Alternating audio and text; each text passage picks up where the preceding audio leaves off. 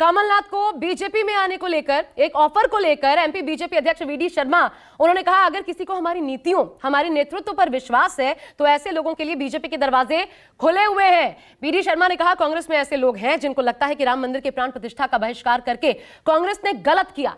जिन लोगों को पीड़ा है उनको यह अवसर मिलना चाहिए और ऐसे लोगों का बीजेपी में स्वागत है। सुनिए। अगर किसी को लगता है कि भारतीय जनता पार्टी के नेतृत्व में, उनकी नीतियों पर विश्वास करते हुए, हमारे नेतृत्व के ऊपर जिनका विश्वास बनता है, तो ऐसे लोगों के लिए दरवाजे खुले हैं।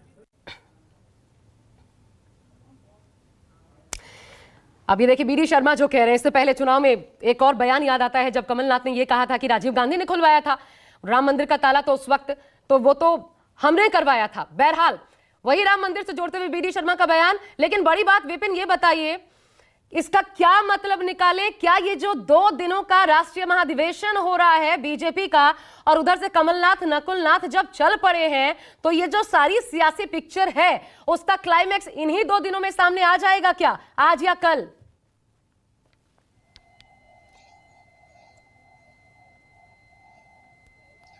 बिल्कुल आशा यही लग रहा है, क्योंकि जिस तरह से जिस तेजी से अब मैं जो देख रहा हूं कि अचानक दिल्ली पहुंचना कमलनाथ का, यहां से बेटे नकुलनाथ के साथ जाना और 2 दिन का राष्ट्रीय अधिवेशन बीजेपी का, तो एक लगातार वो मंच मुझे लगता है कि मिल जाएगा तमाम बड़े नेताओं के बीच में। एक बड़े कद का नेता कमलनाथ जैसा नेता अगर बीजेपी की तरफ ज्वाइन करता है तो एक बहुत बड़ा मंच जहां मिलेगा, जहां पर तमाम बीजेपी के नेता होंगे, प्रधानमंत्री से देश भर के नेताओं के बीच में। मुझे लगता है कि या तो आज या फिर कल तक अगर जो भी फैसला होना है, हम ये नहीं कहते कि कमलनाथ जाएंगे, ये तय हो चुका है पूरी तरह से, लेकिन जो अटकलें बताती हैं कि जिस तरह के समीकरण बन रहे हैं उसमें कमलनाथ का दिल्ली पहुंचना, नकुलनाथ के साथ जाना, अचानक जाना और राष्ट्रीय अधिवेशन का भी 2 दिन का होना, ये तय होता है। कहीं ना कहीं ये संकेत देता है कि आज या कल तक एक खबर आ सकती है, जो खबर बीजेपी के लिए अच्छी होगी लेकिन कांग्रेस के लिए बहुत बड़ा झटका हो सकती है ये खबर, अगर ऐसा कुछ होता है तो। आशा और यकीन मानिए कि अगर इस तरह की स्थिति बनती है, क्योंकि लोकसभा चुनाव से पहले अगर इस तरह के झटके लगते रहे, नीतीश कुमार के बाद अब कमलनाथ, और इसके बाद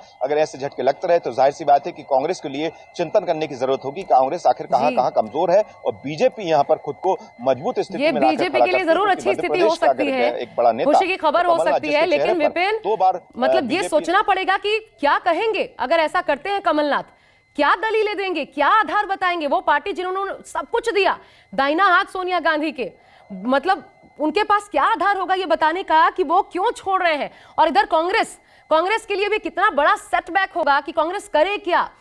चुनाव के पहले उनके इतने, अगर कोई कमलनाथ जा सकते हैं तो फिर कोई पार्टी में रहे ना रहे, कोई कल जा सकता है, ये बिल्कुल तय हो जाता है।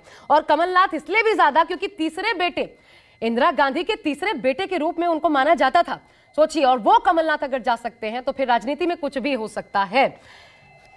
और एक और बड़ी खबर इस वक्त जो आ रही है वो भी आपको बता दें।